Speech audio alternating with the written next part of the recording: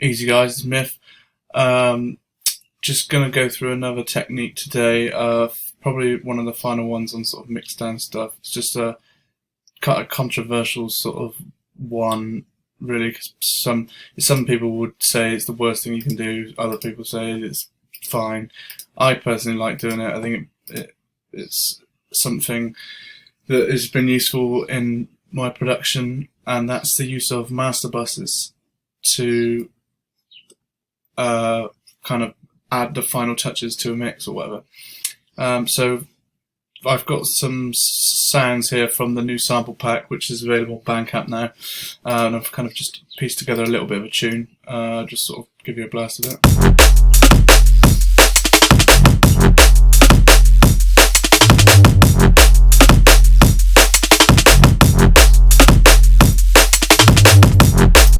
So it sounds like that. And then, as before in the other videos, I've done the drum bus and the bass bus with the limiters on the end. The limiting really helps on the end of the buses to make sure that you're not straining the master bus too much. So let's go through what I've got on here then. So first of all is the imager, just monoing the bottom and giving a little bit of width to the top. And sometimes it's wider down here if it's a more minimal tune. This kind of changes depending on what tune it is, but this is what I've gone for. This is a pretty standard setup for me. Then I've gone for the multi-band again. It's, in a way, the master bus is kind of a combination of the drum bus and the bass bus. There's just similar elements that like overlap. So I've just done a little bit, just getting the kick and bass together a little bit. So quite a shorter attack, just to kind of keep that bottom of the kick and that kind of tucked in, and a little tiny bit more release. And I didn't do any makeup gain because what I tend to do is, because later on I've got my span and I've also got this loudness meter, and if it's, I try and not clip it any more than, take this off. I try and not clip it any more than, is it hidden in behind? Yeah, so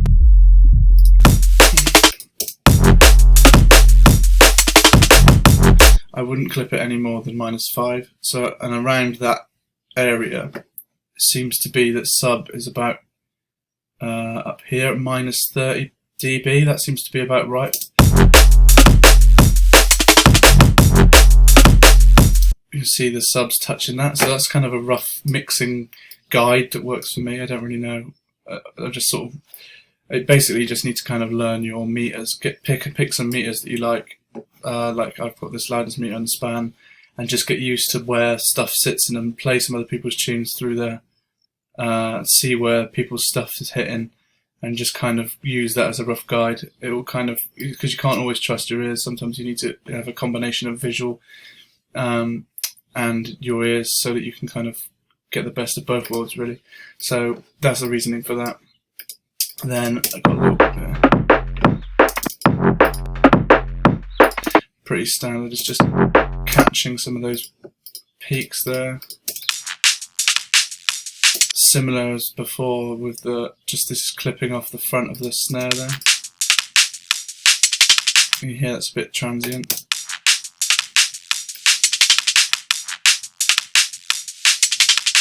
Just, it's like a sort of clipping thing. I quite like the sort of sound of like something that's just sort of like, it sounds like it's been cut off. Like it's a bit like an old analogy, desky sort of sound. Did the same with the top end there. Nothing else very interesting going on really. It's just the last bit of sort of catching those peaks and smoothing them out. And then this trusty EQ again. The reason being is that when you're doing this on this stage, sometimes you can create gaps. It's not always easy to like get the makeup gain exactly right. So sometimes you need to sort of make it up a little bit with an EQ, or you can just, and it's kind of useful for last minute shaping of the tune. You can kind of, if you start boosting frequencies on the master together, you can bring up gaps in the mix and try and it helps gel stuff together. Oh, I've still got my top end soloed on here. So if you take this off,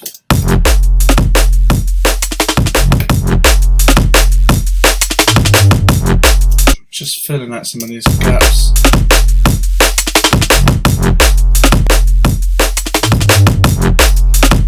Sounds a bit brighter, a bit more gelled. And then there's this EQ. This sometimes I don't always use, but I just have it there in case. And I decided that apparently I just needed about an extra. It's just a touch of the mid-range just brought up there in the middle. You'll find that you can kind of sometimes get it sound like the mid-range is the most scooped area in a tune, and sometimes it's difficult to kind of get that back in the tune without a little bit of makeup on the end.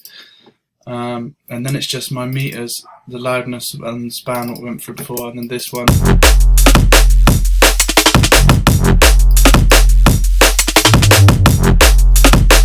Sometimes it's nice to see how clipped stuff is. If it's too clipped, then you know, you can need to back stuff off, because I quite like the clipped sound.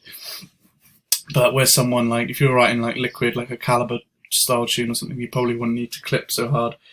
But it's kind of a mixed way, like I've kind of, everything is bussed to the master bus and then processed again and kind of clipped, and it's like a gelling tool. It's again going back to that kind of analog desky style approach to things, so without the whole master bus.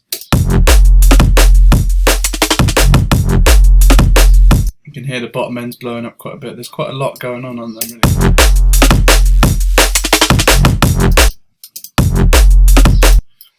And this is another thing, is like people say as well, like, oh, do you back it off for the master and stuff like that? And it's like, if you do, you've already heard how different that makes the tune.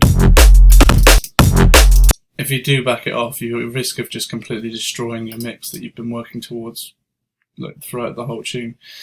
I mean, you can back stuff off here. Normally there'd be more buses than this because there'd be a whole tune, but you can kind of mix, rather than going in on this mix so much, you can kind of mix, like go in on this mix until you get your buses and stuff right together, sounding balanced, and then mix the buses, and then do your master or whatever. Then you can kind of get more of a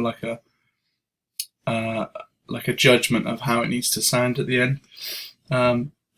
And then you can just do some bounces, like take this down -6, see if it still sounds the same. If it doesn't, you know, give some headroom or whatever. And if you still like the clipped sound, you can just turn a plugin down at the end stage, or like just do a bounce loud and then turn it down on like that bounce down by like 6 or whatever to send to mastering.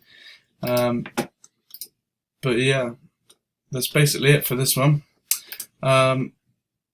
Yeah, if you're liking the tutorials, go grab the sample pack from Bandcamp. The link will be in the video description box below. And yeah, that's it for this one. Big ups.